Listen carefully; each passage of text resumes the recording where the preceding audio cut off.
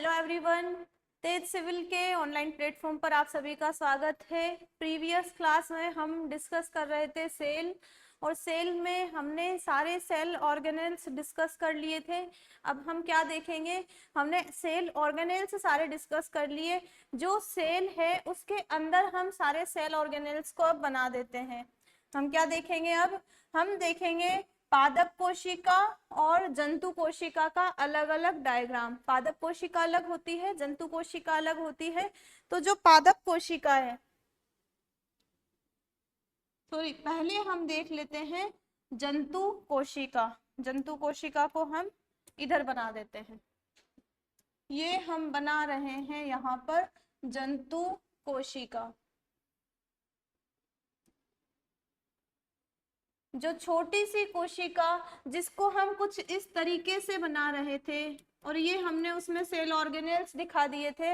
अब उसी कोशिका को हम बड़े रूप में बना रहे हैं कि इसके अंदर जो सेल ऑर्गेनेल्स है, इसके अंदर जो न्यूक्लियस है, वो हमें अच्छे से दिख सके। तो हम इस छोटी सी कोशिका को अब बड़े फॉर्म में बना रहे हैं। ये हमने बड़ा फॉर्म बना दिया। सबसे पहले हमने क्या देखा था, आउटर मेम्ब्रेन। तो ये इसकी है आउटर मेम्ब्रेन, और इसकी आउटर मेम्ब्रेन को क्या कहा था हमने, इसकी आउटर मेम्ब्रेन को हमने कहा था प्लाज्मा मेम्ब्रेन।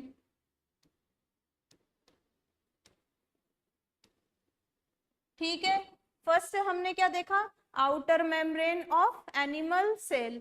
अब आउटर मेम्ब्रेन के बाद हमने क्या देखा था, इसका प्रोटोप्लाज्म। हमने जो शुरू में हमने जो सारणी बनाई थी, उसी के अकॉर्डिंग हम इसका नामकरण करेंगे। देखिए, ये जो सारणी हमने बनाई, जिसमें हमने सेल वॉल बताई थी, सेल प्लाज्मा मेम्ब्रेन बताई थी, ये सारे कोशिकांग बताए थे। अब इन्हीं सारे कोशिकांग को हम जो अभी सेल बना रहे हैं उसमें दिखाएंगे। तो देखिए आप, प्लाज्मा मेम्ब्रेन हमने बना ली। प्रोटोप्लाज्म के अंदर हमने क्या देखा था, साइटोप्लाज्म और न्यूक्लियस। तो सबसे पहले हम क्या ले लेते हैं यहाँ पर, न्यूक्लियस। तो न्यूक्लियस कहाँ पर होगा, सेंटर में। और न्यूक्लियस कैसा था हमारा, double bond membrane, double membrane था इसका। ये हमने यहाँ पर छोटा सा न्यूक्लियस बना दिया, जो कि है हमारे एनिमल सेल में। अब न्यूक्लियस के अंदर क्या था, क्रोमेटिन था और केंद्रिका थी। ये हमने न्यूक्लियस के अंदर जो पदार्थ है वो बना दिए। इसके बाद हमने क्या देखा था, न्यूक्लियस के बाद हम आए थे हमारे सेल ऑर्गेनेल्स में, जिसमें मेम्ब्रेन नहीं थी। वो कौन कौन थे, राइबोसोम थे और लाइसोसोम थे। तो हम यहाँ पर ये जो गोलाकार स्ट्रक्चर है, छोटी छोटी बिंदु नुमा जो संरचना में बना रही हूँ, ये मैंने यहाँ पर बना दिया राइबोसोम।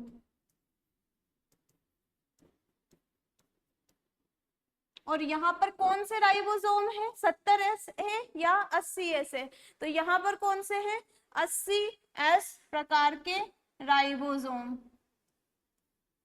ठीक, अब हमने राइबोसोम बना दिया। इसके बाद क्या था, लाइसोसोम। लाइसोसोम को कैसे बनाएंगे, ये हमने यहाँ पर बना दिए लाइसोसोम। पूरी कोशिका में ये कहीं पर भी हो सकते हैं। तो हमने ये जो संरचना बनाई, ये क्या है यहाँ पर, लाइसोसोम। ठीक है, अब हमने जिसमें मेम्ब्रेन नहीं थी वो वाली स्ट्रक्चर बना दी। अब जिसमें सिंगल मेम्ब्रेन थी, कौन कौन थे वो, एंडोप्लाज्मिक रेटिकुलम, उसके बाद रिक्तिका थी, और सॉरी, लाइसोसोम यहाँ पर सिंगल मेम्ब्रेन बाउंड है।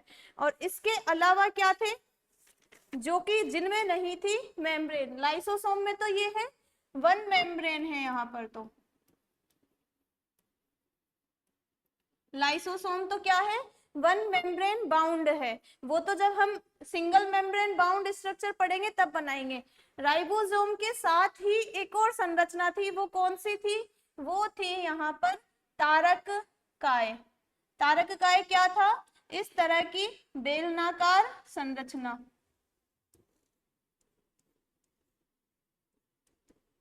तारक काय या सेंट्रोसोम या सेंट्रीओल। सेंट्रोसोम। और ये जो संरचना है वो क्या है, ये ओनली एनिमल सेल में ही पाई जाती है, ये प्लांट सेल में नहीं पाई जाती है। तो सेंट्रोसोम जो स्ट्रक्चर है उसको याद रखो, आपको जब इसमें डिफरेंस आप करोगे प्लांट सेल में और एनिमल सेल में तब आपके ये काम आएगी। तो हमने यहाँ पर क्या देखा, सेंट्रोसोम जिसमें कोई भी मेम्ब्रेन नहीं है, आउटर मेम्ब्रेन, और इसके अलावा राइबोसोम जिसमें भी कोई आउटर मेम्ब्रेन नहीं है। अब हम क्या देखेंगे, सिंगल मेम्ब्रेन बाउंड स्ट्रक्चर, उसमें एक तो हमने बना दिया लाइसोसोम, इसके अलावा क्या था, इसके अलावा केंद्रक से ही अटैच हुई कुछ इस तरीके की संरचना थी, जालनुमा संरचना थी। और इन संरचनाओं को हमने क्या नाम दिया था, इन संरचनाओं को हमने नाम दिया था यहाँ पर ER। क्या नाम दिया था, ER, एंडोप्लाज्मिक रेटिकुलम। तो ये क्या बनाई है हमने यहाँ पर, ER, एंडोप्लाज्मिक रेटिकुलम। और इसी के आगे क्या था, इसी के आगे कुछ इस तरीके की संरचनाएं थी। और इन संरचनाओं को हमने क्या नाम दिया था, इन संरचनाओं को हमने कहा था गोल्जी बॉडी, गोल्जी बॉडी इनको कहा। ठीक है, अब कौन सी स्ट्रक्चर इसमें बच गई, देखिए आप आगे की हमने जो वो स्लाइड हमने बनाई थी, जो टेबल टाइप हमने बनाई थी, उसमें हमको देखना है। तो आगे जो स्ट्रक्चर बची है वो कौन सी है, देखिए हमने बना दिया एंडोप्लाज्मिक रेटिकुलम, गोल्जी बॉडी हमने बना दिया, लाइसोसोम हमने बना दिया। अब आगे कौन सी स्ट्रक्चर बच रही है, वैक्यूल।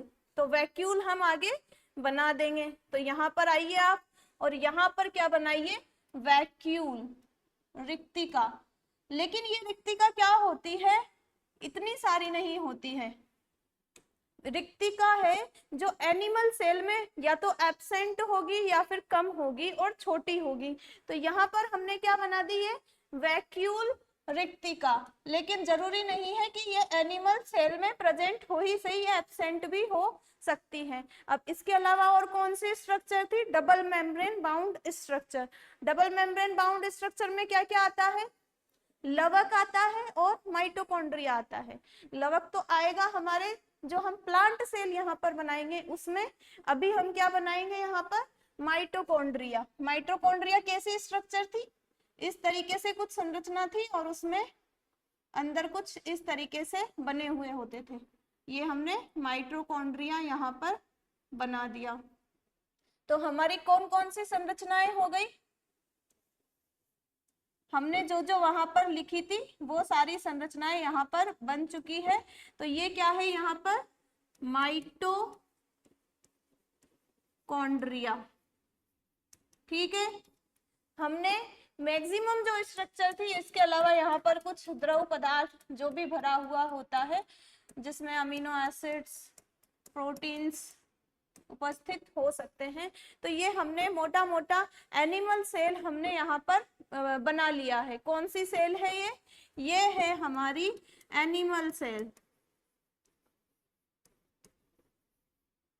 एनिमल सेल की हमने स्ट्रक्चर बना ली है। अब हम क्या देखेंगे, जो पादप होते हैं उनमें भी क्या पाई जाती है, कोशिकाएं। अब पादप कोशिकाओं में जो संरचनाएं उपस्थित होती है वो किस तरीके से उपस्थित होती है उसको हम देखेंगे। तो यहाँ पर हम एक बना लेते हैं प्लांट सेल।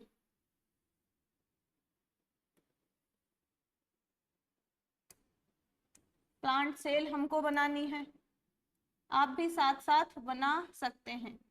प्लांट सेल में क्या होता है, हमने देखा था जो प्लांट सेल है उसमें दो मेम्ब्रेन होती है, आउटर मेम्ब्रेन, सेल वॉल भी उसमें होती है और ये जो प्लाज्मा मेम्ब्रेन है वो भी उसमें प्रेजेंट होता है।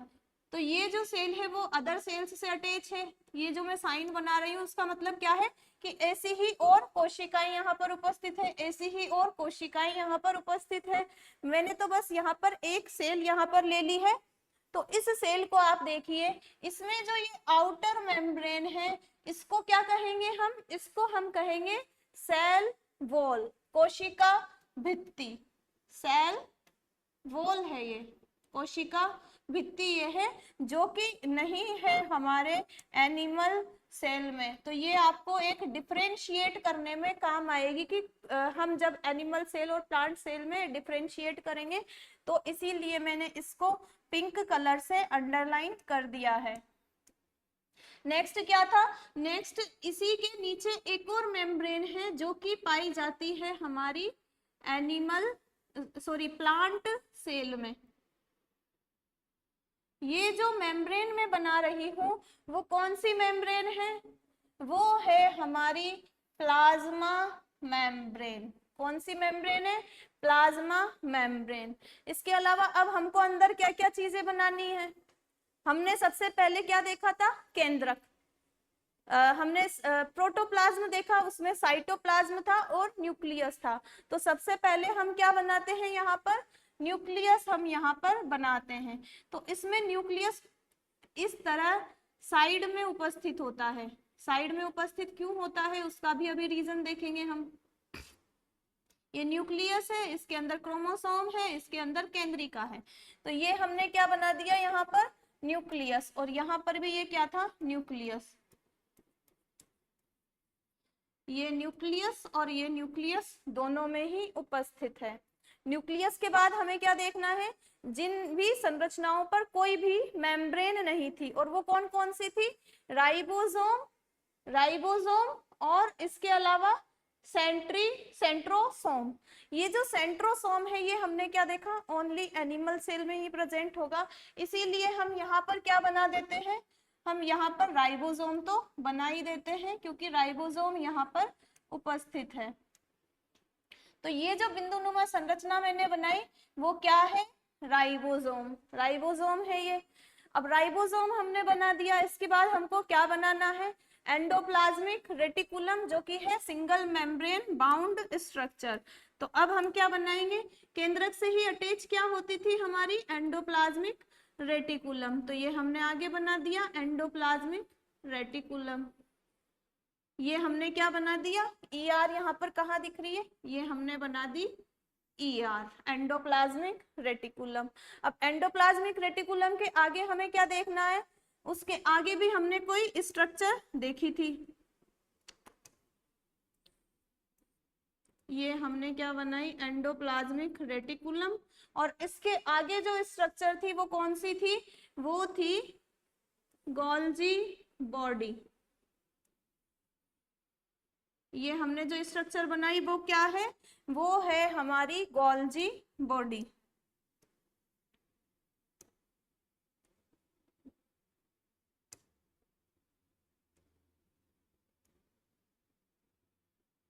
ये हमने यहाँ पर बना दिए गोल्जी बॉडी, और इनके अंदर भी कुछ पदार्थ उपस्थित रहते हैं।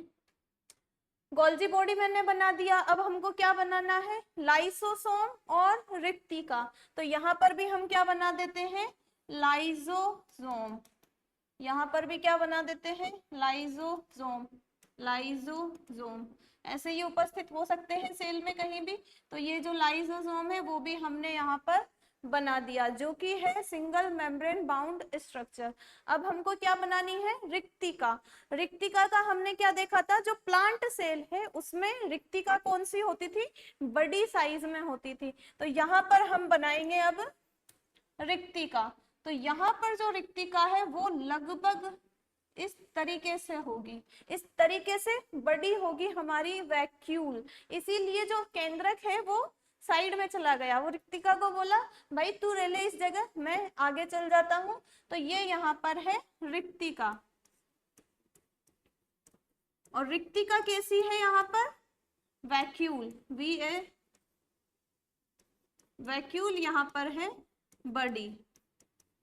और इसको भी हम अंडरलाइन कर लेते हैं क्योंकि ये भी हमें डिफरेंशिएट करने में काम आएगी, क्योंकि यहाँ पर रिक्तिका कैसी है, रिक्तिका यहाँ पर बड़ी है। अब इसके अलावा हमको और क्या स्ट्रक्चर देखनी है, इसमें रिक्तिका हमने देख लिया। रिक्तिका के बाद हमको डबल मेम्ब्रेन बाउंड स्ट्रक्चर पे आना था।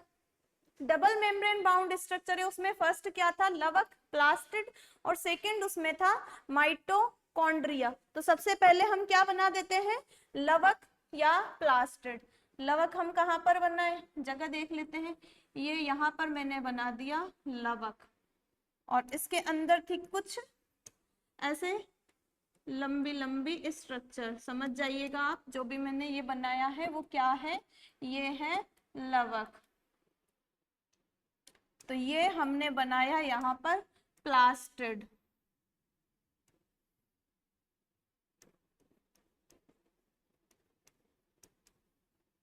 प्लास्टिड या लवक।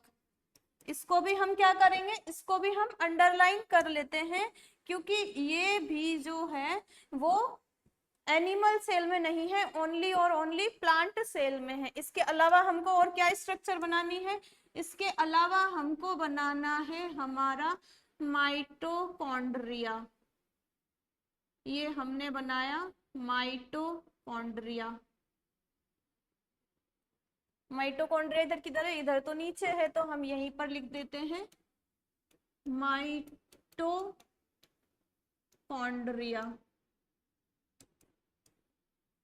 और ये पूरी सेल कौन सी है, ये है हमारी animal sorry plant cell. Plant cell है ये हमारी। ठीक है, हमने प्लांट सेल बना ली और एनिमल सेल, दोनों ही हमने उनके डायग्राम बना लिए। अब इन डायग्राम के थ्रू भी आप इनका डिफरेंशिएशन कर सकते हैं। जब आपसे एग्जाम में पूछा जाएगा कि प्लांट सेल और एनिमल सेल में डिफरेंस क्या है, तो इसके थ्रू भी हम डिफरेंस बता सकते हैं। तो हम यहाँ पर नेक्स्ट टॉपिक ही क्या लेते हैं, यहाँ पर हम लिख देते हैं प्लांट सेल, और यहाँ पर हम लिख देते हैं एनिमल सेल। अभी इन दोनों में डिफरेंस क्या है वो हम यहाँ पर देखेंगे। तो फर्स्ट डिफरेंस आप क्या लिखोगे, जब भी आप इस तरीके से लिखोगे, फर्स्ट है सेल वॉल। सेल वॉल जो कि यहाँ पर तो प्रेजेंट है, सेल वॉल यहाँ पर क्या है, प्रेजेंट। मैं इस तरीके से अगर लिखूंगी तो उसका मतलब क्या है, सेल वॉल यहाँ पर उपस्थित है। एक बार लिख देती हूँ ताकि आपको समझ में आ जाए। नेक्स्ट टाइम जब भी मैं इस तरह का लिखूंगी तो उसका मतलब क्या है, उपस्थित है। तो सेल वॉल यहाँ पर तो उपस्थित है, लेकिन यहाँ पर क्या है, यहाँ पर है एब्सेंट। और जब भी अनुपस्थित होगा तो मैं उसके लिए इस तरीके का जो साइन है वो यूज लूंगी।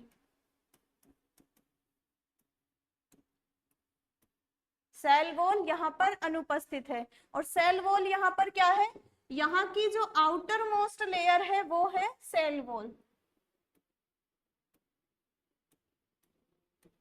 और यहाँ की आउटर लेयर क्या होगी,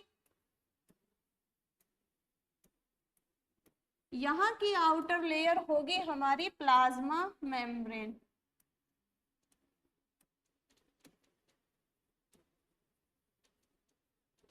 अब नेक्स्ट डिफरेंस आप लीजिए। नेक्स्ट डिफरेंस कैसे लेंगे, आप उसी जो हमने टेबल नुमा साइड जो हमने आउटलाइन बनाई थी उससे आप देखिए। उसमें क्या था, आउटर मेम्ब्रेन हमने कर लिया, उसके बाद क्या था, प्रोटोप्लाज्म। प्रोटोप्लाज्म में क्या था, साइटोप्लाज्म और न्यूक्लियस। तो हम न्यूक्लियस पे आते हैं। न्यूक्लियस में कोई डिफरेंस है क्या इनमें या नहीं है, तो न्यूक्लियस में भी इनमें डिफरेंस है। कैसे डिफरेंस है देखिए आप, याद कीजिए, हमने प्लांट सेल में न्यूक्लियस कहां पर बनाया था, न्यूक्लियस हमने यहाँ पर बनाया था एक साइड में। तो न्यूक्लियस हमने साइड में बनाया था, तो इसका मतलब क्या है, न्यूक्लियस यहाँ पर होता है पेरीफेरी में, परिधि में।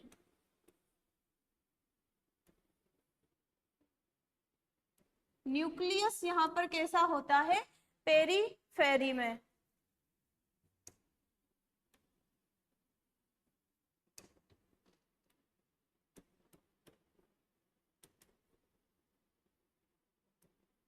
मीन्स परिधि पर होता है, परिधि के पास न्यूक्लियस होगा हमारा। और यहाँ पर न्यूक्लियस मोस्टली क्या होगा, यहाँ पर जो न्यूक्लियस है वो मोस्टली कहाँ पर होगा, सेंटर में। यहाँ पर मोस्टली क्या होता है, पेरीफेरी में, और यहाँ पर क्या होता है, सेंटर में हमारा न्यूक्लियस होता है। ठीक है, हमने न्यूक्लियस के बारे में देख लिया, सेल वॉल देन न्यूक्लियस। अब हम किस पे आएंगे, सोचिए आप। अब हमको देखना है साइटोप्लाज्म के अंदर कौन कौन से सेल ऑर्गेनेल्स है। सबसे पहले जिसमें एक भी झिल्ली नहीं है वो कौन कौन से हैं, राइबोसोम, और सेकंड कौन सा है उसमें, सेंट्रोसोम। अब सेंट्रोसोम के बारे में मैंने आपको क्या बताया था कि सेंट्रोसोम ओनली और ओनली एनिमल सेल में उपस्थित होता है, प्लांट सेल में सेंट्रोसोम नहीं होता है। तो यहाँ पर हम लिखते हैं सेंट्रोसोम यहाँ पर है एब्सेंट। लेकिन यहाँ पर क्या है, यहाँ पर सेंट्रोसोम प्रेजेंट है। क्या है यहाँ पर, एनिमल सेल में सेंट्रोसोम यहाँ पर उपस्थित है। ठीक है। अब नेक्स्ट डिफरेंस हमको क्या देखना है, एंडोप्लाज्मिक रेटिकुलम, ठीक है दोनों में। उसके बाद क्या, गोल्जी बॉडी भी दोनों में है। फिर लाइसोसोम वो भी दोनों में है। रिक्तिका आती है, फिर क्या आती है, वैक्यूल। वैक्यूल यहाँ पर कैसी है, वैक्यूल यहाँ पर है लार्ज, बड़ी है। वैक्यूल यहाँ पर बड़ी है। और यहाँ पर जो वैक्यूल है वो कैसी है, या तो यहाँ पर एब्सेंट होगी या फिर छोटी होगी। वैक्यूल कैसी होगी, या तो यहाँ पर एब्सेंट होगी या यहाँ पर छोटी होगी एनिमल सेल में। हमने वैक्यूल देख लिया। अब हमको आगे क्या देखना चाहिए, अब आगे हमारे पास है दो चीजें, एक तो है लवक प्लास्टिड और एक है माइटोकॉन्ड्रिया। तो माइटोकॉन्ड्रिया तो दोनों में ही उपस्थित होता है, तो बचा क्या, प्लास्टिड। प्लास्टिड कहां पर उपस्थित है, प्लास्टिड प्लांट सेल में तो क्या है, प्रेजेंट है। और एनिमल सेल में क्या होता है, ये एब्सेंट होता है हमारा प्लास्टिड। ठीक है, हमने इतने डिफरेंस देख लिए। अब भी कोई डिफरेंस बाकी है क्या इसमें, तो नेक्स्ट डिफरेंस क्या देखे हम, प्लांट सेल क्या होती है, ये करती है फोटोसिंथेसिस। फोटोसिंथेसिस करके अपना भोजन ये खुद ही बना लेती है। लेकिन एनिमल सेल ऐसा करती है क्या, एनिमल सेल तो फोटोसिंथेसिस करती ही नहीं है, क्योंकि एनिमल सेल के पास जो ये प्लास्टिड है वो नहीं पाया जाता है, क्योंकि इसके पास क्या है, प्लास्टिड है। तो ये क्या करती है, फोटोसिंथेसिस, फोटोसिंथेसिस। और फोटोसिंथेसिस करके ये क्या करती है, ये अपना भोजन स्वयं ही बना लेती है। इसीलिए ये क्या होते हैं, जो अपना भोजन खुद से ही बना लेते हैं उनको क्या कहा जाता है, स्वपोषी, ऑटोट्रोप।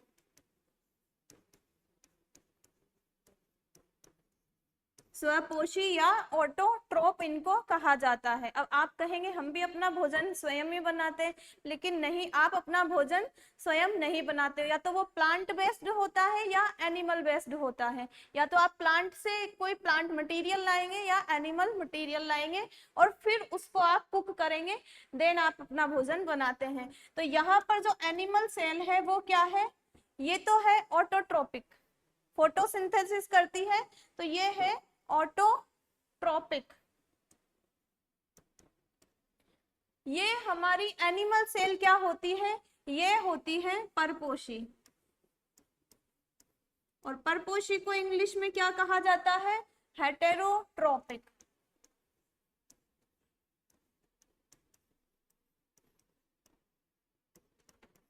तो इतने डिफरेंस आपके लिए सफिशिएंट होंगे आरएस मेंस एग्जाम के लिए।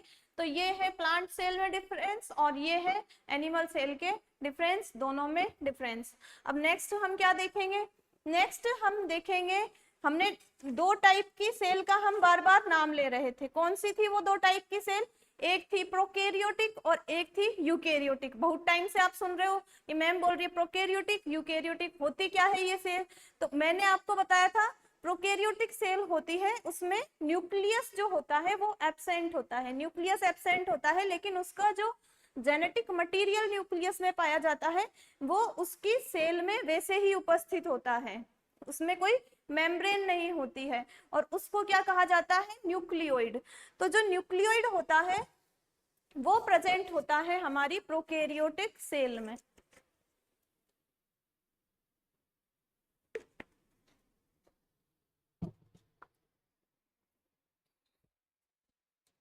ठीक है, तो हम क्या देखेंगे, प्रोकैरियोटिक सेल,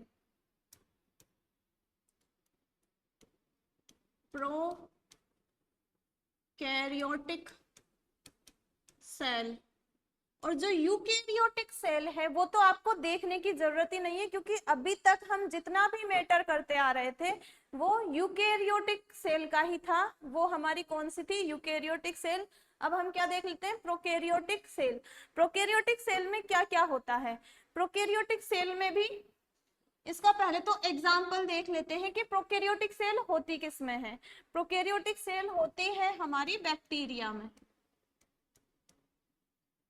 प्रोकैरियोटिक सेल हमारी होती है बैक्टीरिया में। और बैक्टीरिया में कैसे होती है, किस तरीके की संरचना होती है, तो हम यहाँ पर एक छोटी सी स्ट्रक्चर बना लेते हैं। ये मैंने यहाँ पर बड़ी बना दी है, लेकिन ये तो होते हैं माइक्रोस्कोपिक, इनको माइक्रोस्कोप से देखना पड़ता है। तो ये मैंने यहाँ पर बनाया बैक्टीरिया, और बैक्टीरिया भी क्या होता है, डबल मेम्ब्रेन बाउंड इसकी स्ट्रक्चर होती है, बैक्टीरिया की डबल मेम्ब्रेन बाउंड स्ट्रक्चर होती है। और मैंने क्या बताया आपको कि यहाँ पर जो ये न्यूक्लियस है वो न्यूक्लियस मेम्ब्रेन से बाउंड नहीं होगा, इसका जो जेनेटिक मटेरियल है वो इसी तरीके से पड़ा हुआ होगा। और इस जेनेटिक मटेरियल को, इसमें कोई मेम्ब्रेन नहीं है, ये बस इसी तरीके से कुंडलित फॉर्म में है, कुंडलित फॉर्म में है, इसमें मेम्ब्रेन नहीं है। इसको क्या कहेंगे, न्यूक्लियोइड, न्यूक्लियोइड इसको कहा जाएगा। ठीक है, हमने ये देख लिया। इसके अलावा हम एक और डिफरेंस पढ़ते आ रहे थे राइबोसोम के बारे में, तो राइबोसोम हम यहाँ पर बना देते हैं। इसके जो राइबोसोम होते हैं वो कौन से होते हैं, याद कीजिए, राइबोसोम जब हम पढ़ रहे थे तब बताया था मैंने, राइबोसोम जो होते हैं वो प्रोकैरियोटिक सेल में होते हैं 70S, 70S राइबोसोम यहाँ पर पाए जाते हैं। और यूकैरियोटिक सेल में क्या था, उसमें 80S राइबोसोम पाए जाते थे। और इसके अलावा ये तो आपको पता ही है, कोशिका भित्ति और कोशिका झिल्ली, cell wall and plasma membrane. ठीक है, तो ये आपको बेसिकली छोटा सा प्रोकैरियोटिक सेल के बारे में समझ में आया होगा। अब हम क्या करते हैं, जो प्रोकैरियोटिक सेल है और यूकैरियोटिक सेल है, यूकैरियोटिक सेल जो हम आगे स्टडी कर रहे थे वो सारा कौन सा सेल है, यूकैरियोटिक सेल के बारे में ही हमने स्टडी की है। तो हम क्या करेंगे, इन दोनों के बीच में डिफरेंस क्या है वो हम देखेंगे अब आगे। तो यहाँ पर हम लिख देते हैं प्रोकैरियोटिक सेल, प्रो मीन्स और कैरियोटिक मीन्स, प्रो मीन्स तो कि केंद्रक यहाँ पर अविकसित है, अविकसित इन द सेंस कि उसके ऊपर प्लाज्मा मेम्ब्रेन नहीं है, सॉरी न्यूक्लियर मेम्ब्रेन उसके ऊपर नहीं है, तो न्यूक्लियर मेम्ब्रेन नहीं है इसीलिए प्रो, प्रो मतलब प्राक, प्राक मतलब पुराना, प्रोकैरियोटिक। और यहाँ पर हम क्या लिखेंगे, यूकैरियोटिक,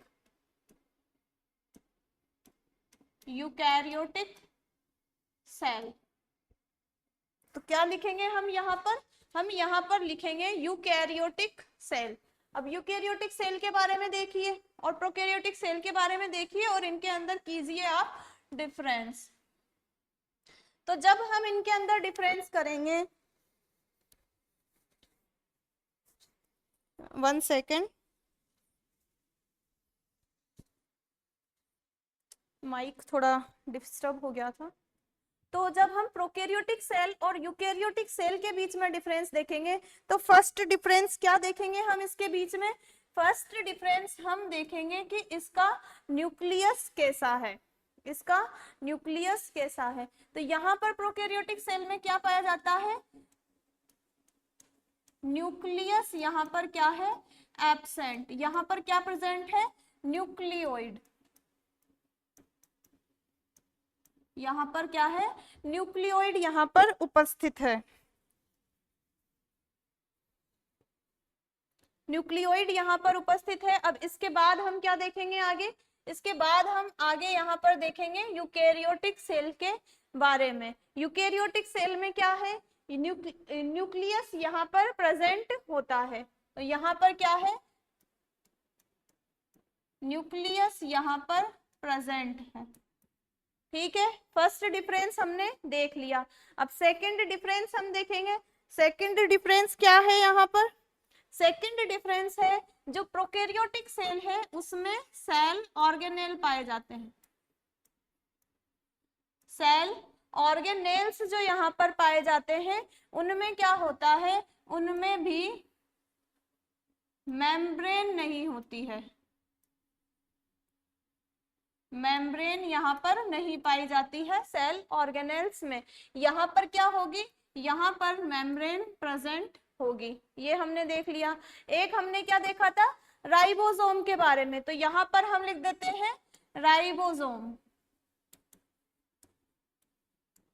राइबोसोम यहाँ पर कौन से थे, 70S याद होगा आपको। और यहाँ पर कौन से राइबोसोम है, यहाँ पर है 80S राइबोसोम। ठीक है, 3 डिफरेंस हमारे हो गए। और इसके अलावा न्यूक्लियस होता है, उसमें क्या होता है, डीएनए और हिस्टोन प्रोटीन हमने देखा था जब हम यूकेरियोटिक सेल पढ़ रहे थे। तो यहाँ पर क्या है, प्रोकैरियोटिक सेल में डीएनए तो होता है लेकिन हिस्टोन प्रोटीन यहाँ पर एब्सेंट होती है। हिस्टोन प्रोटीन यहाँ पर एब्सेंट होती है, लेकिन यहाँ पर क्या होता है, यहाँ पर दोनों ही उपस्थित होते हैं, दोनों ही यहाँ पर प्रेजेंट होते हैं। ठीक है, नेक्स्ट हमको क्या देखना है इसमें। नॉर्मली क्या होता है कि ये प्रोकैरियोटिक सेल छोटी होती है, यूकैरियोटिक सेल बड़ी हो सकती है, तो वो तो छोड़िए। सेकंड आप देखिए, नेक्स्ट हमको इसके एग्जाम्पल देखने हैं। इसका एग्जाम्पल क्या है, इसका एग्जाम्पल है प्रोकैरियोटिक सेल का बैक्टीरिया। बैक्टीरिया है प्रोकैरियोटिक सेल का एग्जाम्पल। इसके अलावा और क्या एग्जाम्पल है इसके, इसके अलावा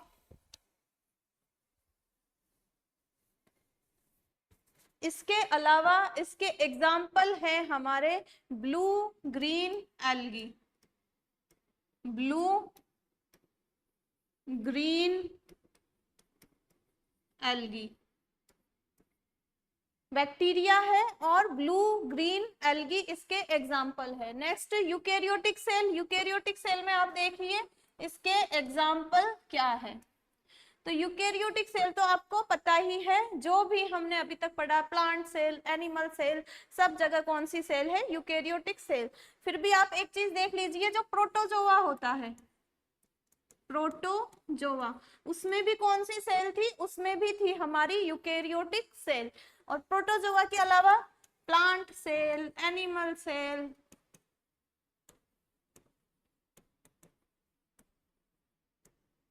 वो भी हमारी कौन सी है, यूकैरियोटिक सेल। ठीक है, ये हमने देख लिया। अब हम आगे और क्या देखेंगे और हमारा सेल टॉपिक पूरी तरह कंप्लीट हो जाएगा। बस हमको एक चीज और देखनी है, वो चीज क्या है हमारी, वो है हमारी cell division. Cell division means कोशिका विभाजन। कोशिका विभाजन क्या होता है, हम क्या देखते हैं कि हमने कोशिका सिद्धांत पढ़ा आगे। तो जो कोशिका सिद्धांत है उसमें हमने देखा कि जो नई कोशिका है वो कैसे बनती है, पुरानी कोशिकाओं के द्वारा ही नई कोशिका बनती है। अब पुरानी कोशिकाओं से नई कोशिका कैसे बनेगी, सेल डिवीजन के थ्रू, कोशिका विभाजन के थ्रू। देखिए आप, जैसे कि ये मैंने एक सेल बना दी, बीच में है न्यूक्लियस। अब क्या होता है, पुरानी सेल से ही, ओल्ड जो सेल है, ओल्ड सेल मत कहिए इसको आप कहिए पेरेंट सेल, क्योंकि ये क्या करेगी, ये अब आगे और नई कोशिकाएं बनाएगी, इसमें खुद में डिवीजन होगा और उससे हमारी नई कोशिकाएं बनेगी। तो ये क्या है, पेरेंट सेल। पेरेंट सेल है ये। अब इसमें क्या होगा, इसी से हमको नई कोशिका बनानी है, तो इसी में डिवीजन होगा और डिवीजन होके इसमें इसी से बनेगी 2 कोशिकाएं। ये डिवाइड होगी और डिवाइड होने के दौरान भी इसमें बहुत सारी प्रोसेस होगी। डिवाइड होने के दौरान इसमें बहुत सारी क्रियाएं होगी, जिसमें न्यूक्लियस के अंदर जो क्रोमेटिन जालिका होती है वो पहले कंडेंस्ड होती है और वो क्रोमोसोम में कन्वर्ट होती है। जो क्रोमोसोम का आप नाम सुनते हो, वो जो क्रोमोसोम है वो क्रोमेटिन जो जालिका हमने देखी थी उसी से बनता था। तो पहले क्रोमेटिन जालिका क्रोमोसोम में कन्वर्ट होगी, फिर क्रोमोसोम क्या होंगे, क्रोमोसोम टूटेंगे बीच में से टूट के साइड पर चल जाएंगे, फिर साइड पर चल जाएंगे और ऐसे ही उसका थोड़ा थोड़ा मैटर है वो साइड में आ जाएगा, फिर बीच में है जो एक दीवार टाइप की बन जाएगी, फिर वो वहां से अलग हो जाएंगे। इस तरह से हमारा सेल डिवीजन होता है। तो पेरेंट सेल से हमारी क्या बनेगी, डॉटर सेल हमारी बनेगी पेरेंट सेल से।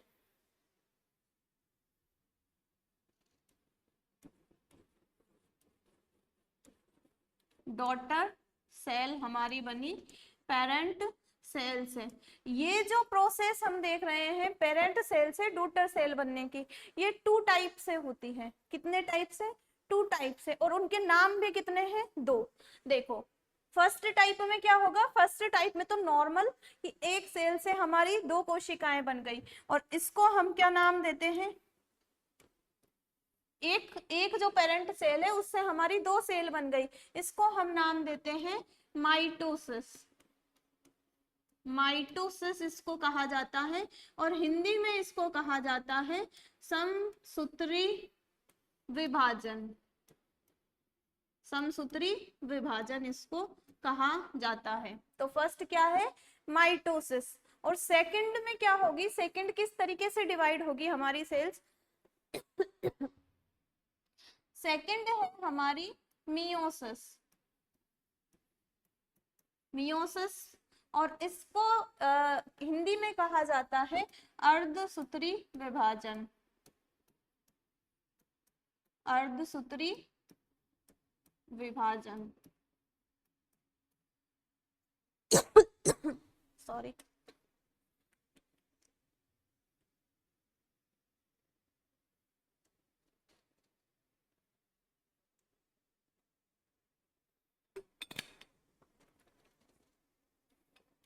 ये जो अर्धसूत्री विभाजन है उसमें क्या होता है, उसमें जो होता है वो एक सेल जो है मान लो ये एक सेल है, और ये एक सेल क्या करेगी, यहाँ पर एक सेल जो कि है पेरेंट सेल, एक सेल पेरेंट सेल, यहाँ पर बनी 2 कोशिकाएं, यहाँ पर क्या बनेगी, यहाँ पर बनेगी 4 कोशिकाएं। कितनी कोशिकाएं बनेगी यहाँ पर, 4 कोशिकाएं। पेरेंट सेल से यहाँ पर बनेगी 4 कोशिकाएं।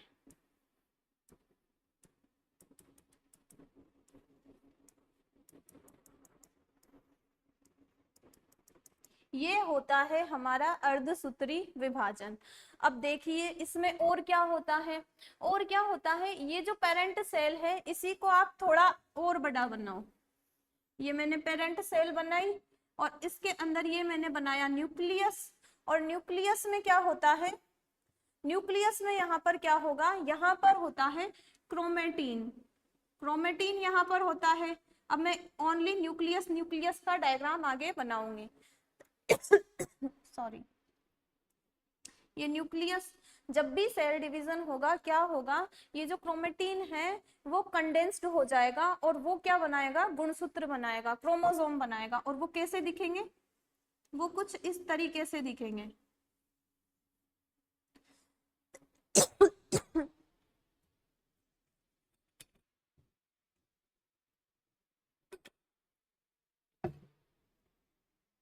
क्रोमोसोम है वो किस तरीके से दिखेंगे, वो इस तरीके से दिखेंगे।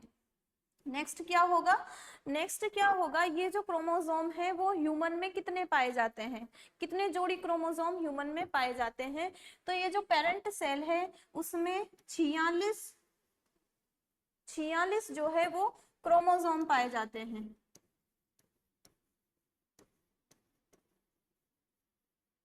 46 क्रोमोसोम यहाँ पर पाए जाते हैं। अब ये जो 46 है उसको हम कैसे देखेंगे, 46 मीन्स 23 इंटू 2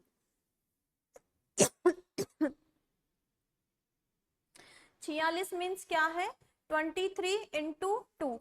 तो ये जो 46 है 23 इंटू 2 है, तो इस हम कैसे लिख सकते हैं, इसको हम लिख सकते हैं 2n, 2n इसको लिख सकते हैं। आगे वाली स्लाइड में समझा देती हूँ, ये यहाँ पर थोड़ा स्पेस कम हो गया।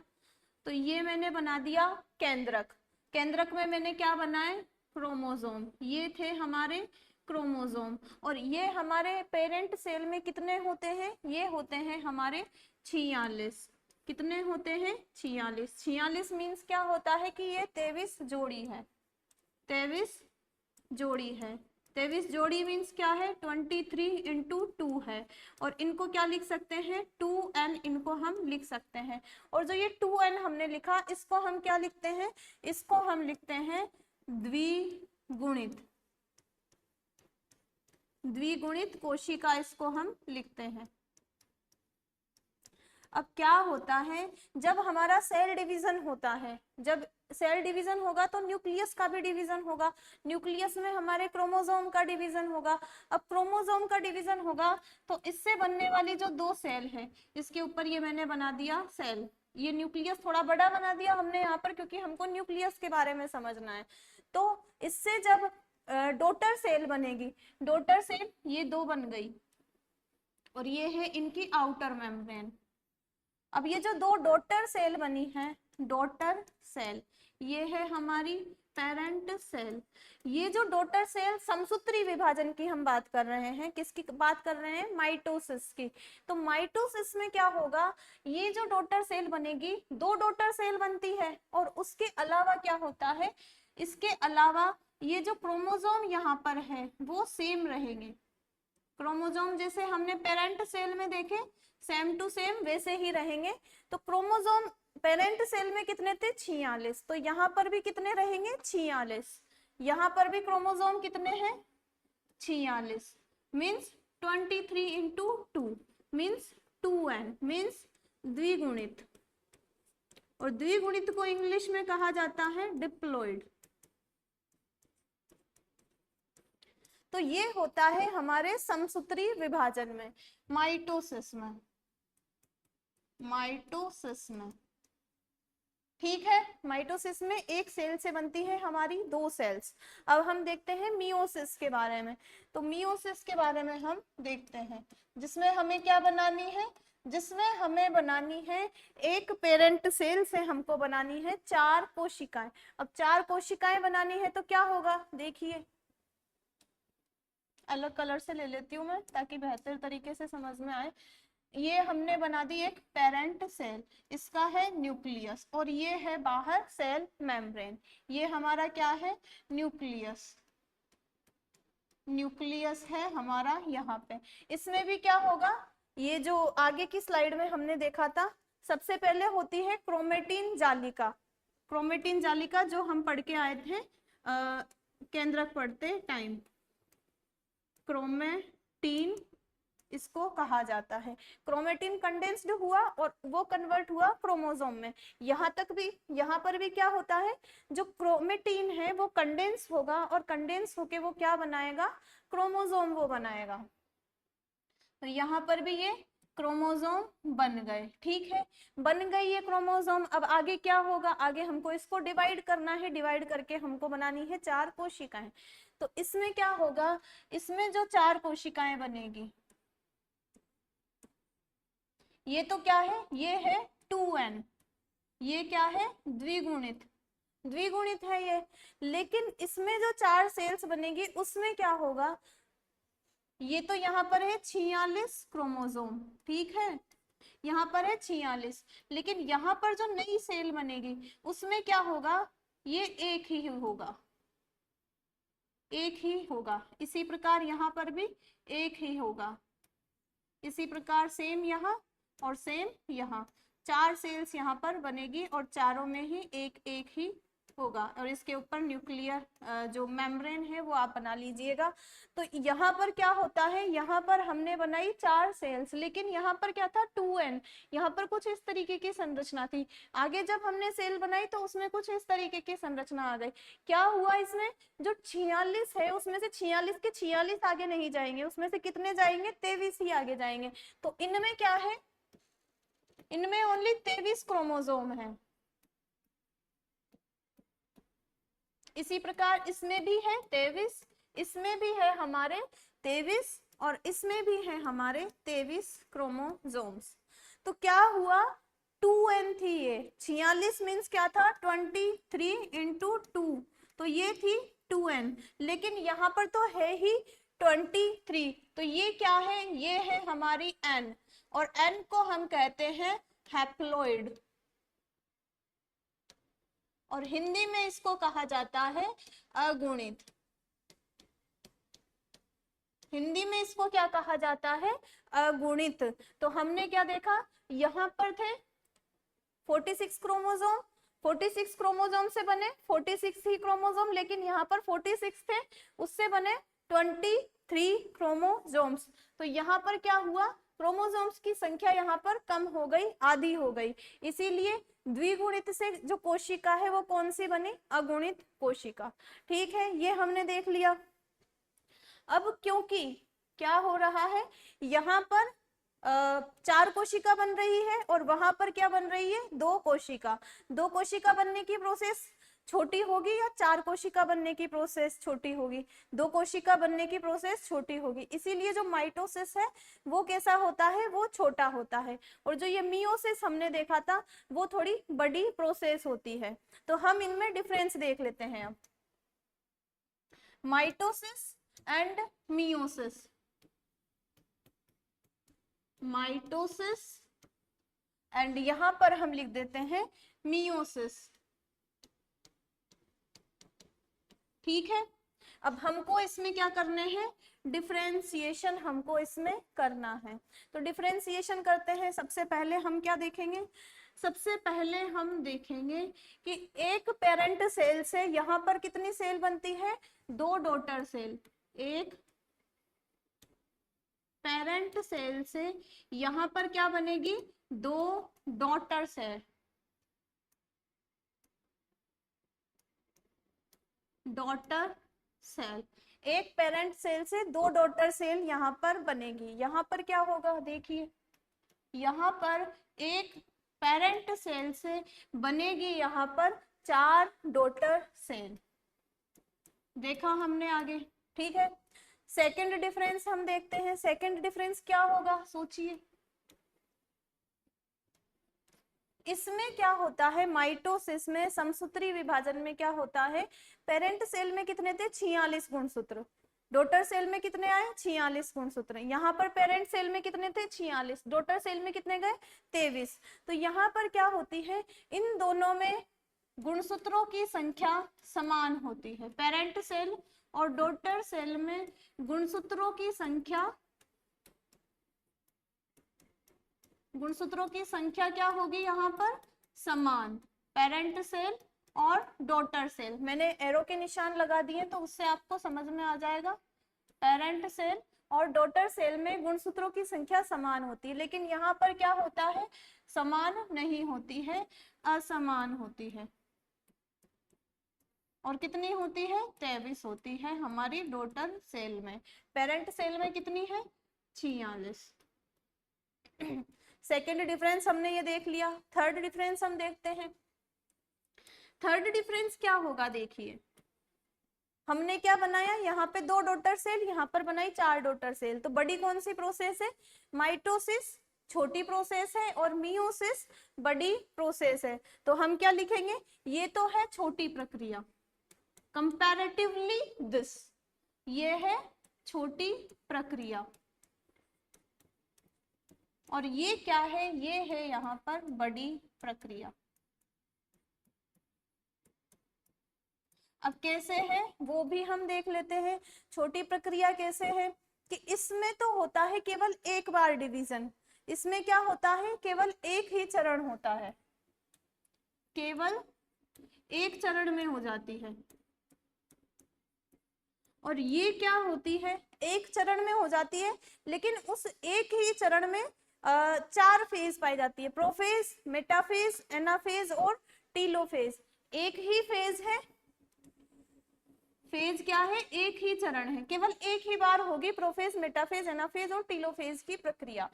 तो केवल एक चरण है, और उसको आप किससे याद करें, इसके अंदर जो स्टेप है, एक ही चरण में क्या है, step, PMT, pre medical test से आप इसको याद कर लीजिए। जो मेडिकल की एग्जाम देने का जो नाम था वो पहले वो क्या था, प्री मेडिकल टेस्ट, जिसका अभी नाम क्या हो गया है, नीट। तो जो ये PMT से आप इसको याद कर लीजिए। और इसके बीच में आप एक और क्या जोड़ दीजिए, इसके बीच में आप जोड़ दीजिए ए। तो इसका नाम क्या है, प्रोफेज। इसका नाम क्या है, प्रोफेज।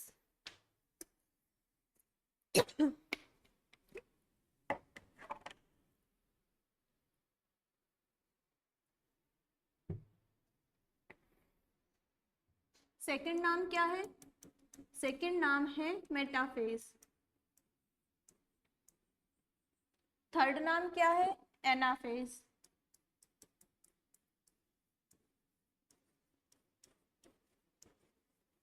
और फोर्थ नाम क्या है यहाँ पर, टीलोफेज। हिंदी में भी इनको इसी तरीके से लिखना है, प्रोफेज, मेटाफेज, एनाफेज और टीलोफेज। तो यहाँ पर क्या है, ये छोटी प्रक्रिया है, केवल एक ही चरण में ये पूरी हो जाती है। यहाँ पर क्या है, यहाँ पर क्योंकि ये बड़ी प्रक्रिया है, बड़ी प्रक्रिया मीन्स इसके कितने चरण लगेंगे, 2 चरण। 2 चरण में कौन कौन से होंगे, 2 चरण में फर्स्ट चरण होगा अर्धसूत्री विभाजन first, meiosis first, meiosis first. और सेकंड चरण क्या होगा, मियोसिस सेकंड, मियोसिस सेकंड होगा हमारा सेकंड चरण। तो ये हमने यहाँ पर देखा।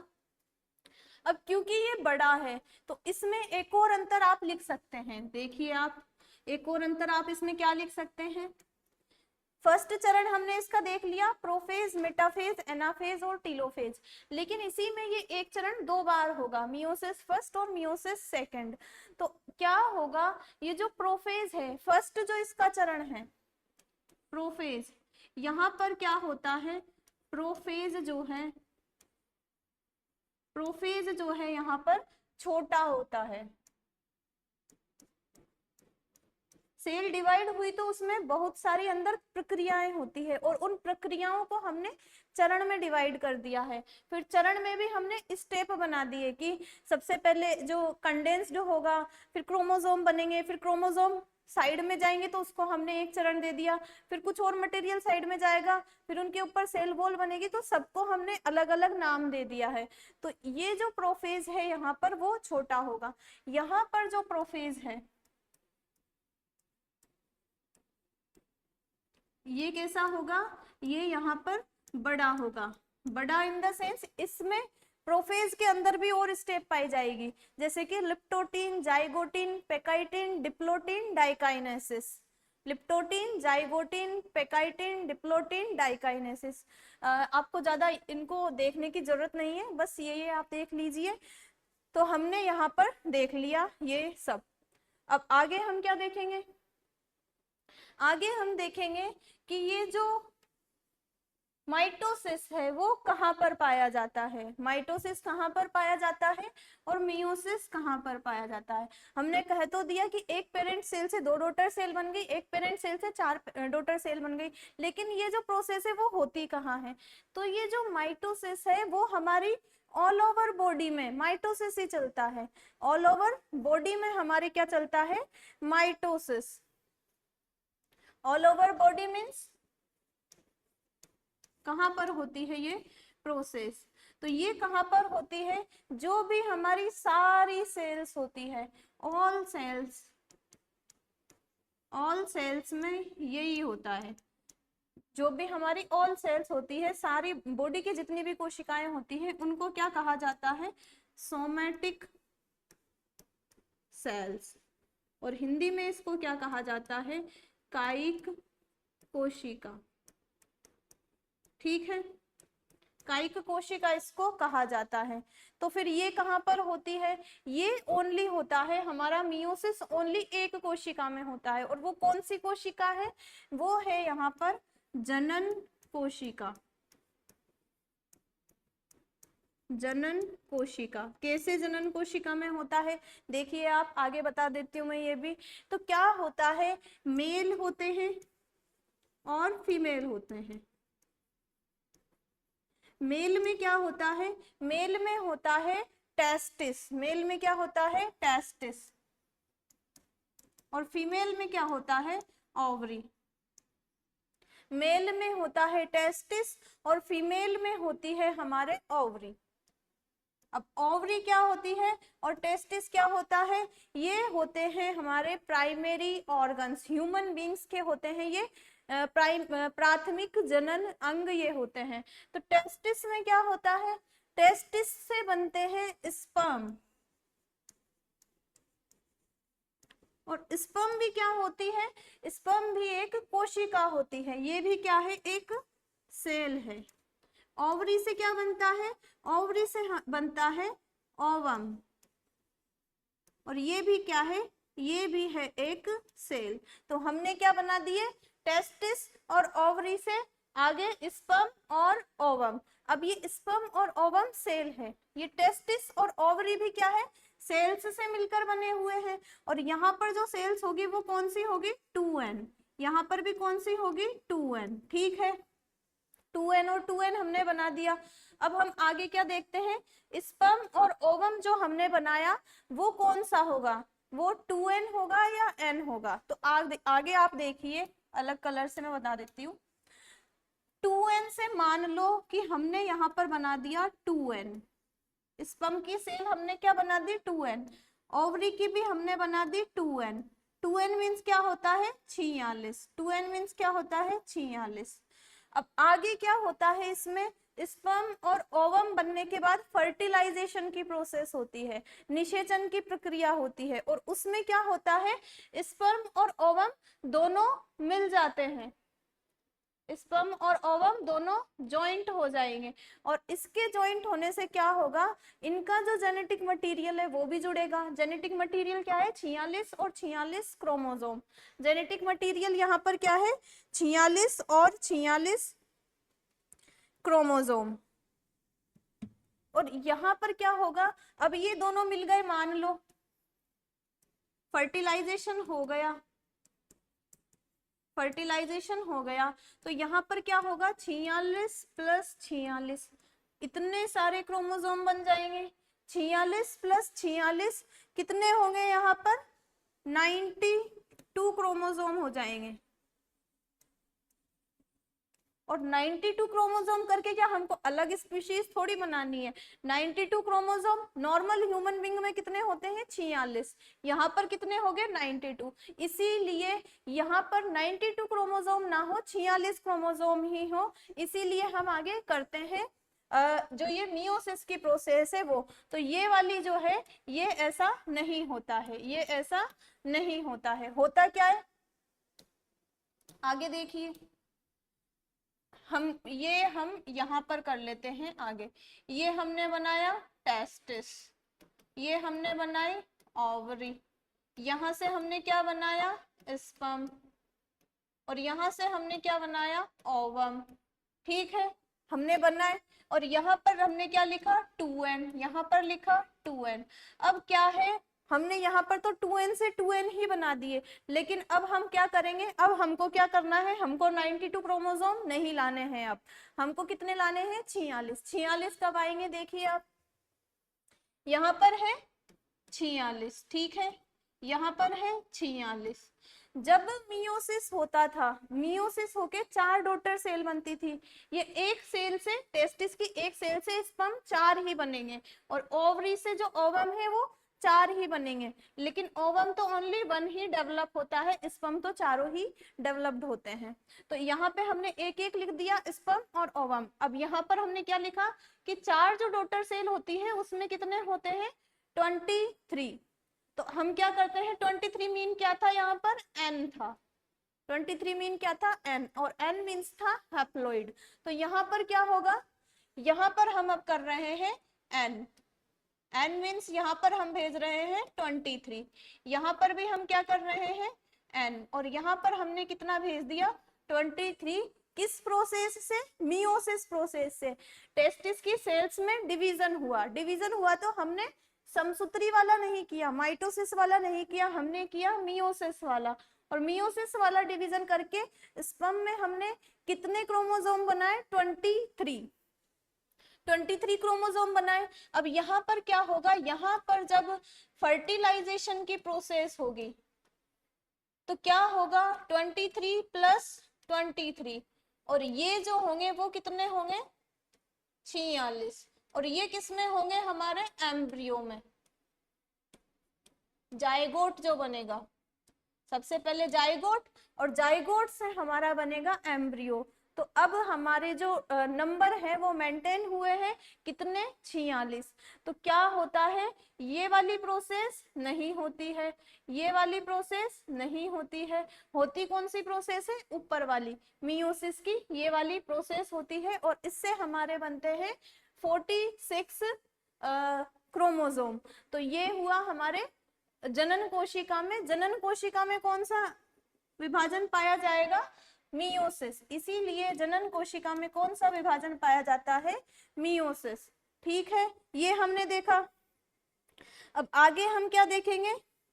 इसका यूज कहाँ होता है और इसका यूज कहाँ होता है। ठीक है, तो हम नेक्स्ट स्लाइड में देख लें, यहाँ पर तो जगह ही नहीं बची, तो इसका यूज हम देख लेते हैं। यूज कहाँ होगा इसका? घाव को भरने में। कोई भी आपके घाव हो जाता है तो वहां पर भी तो सेल्स बनती है, सेल्स बनती है तो कौन से डिवीजन से बनती है? वो बनती है माइटोसिस से। तो घाव को भरने में, इसके अलावा वृद्धि जो होती है, हाइट बढ़ना, कोई भी वृद्धि की प्रोसेस होना, ग्रोथ की प्रोसेस होना, वो कौन से प्रोसेस से होती है? माइटोसिस से होती है। ठीक है, अब मियोसिस से क्या होगा? मियोसिस का यूज क्या है? मियोसिस का यूज ये है जो हमने अभी अभी देखा। क्या देखा? अगली पीढ़ी में गुणसूत्रों की संख्या हमें सेम रखनी है, तो इसका यूज क्या है? अगली पीढ़ी में गुणसूत्रों की संख्या सेम रखना।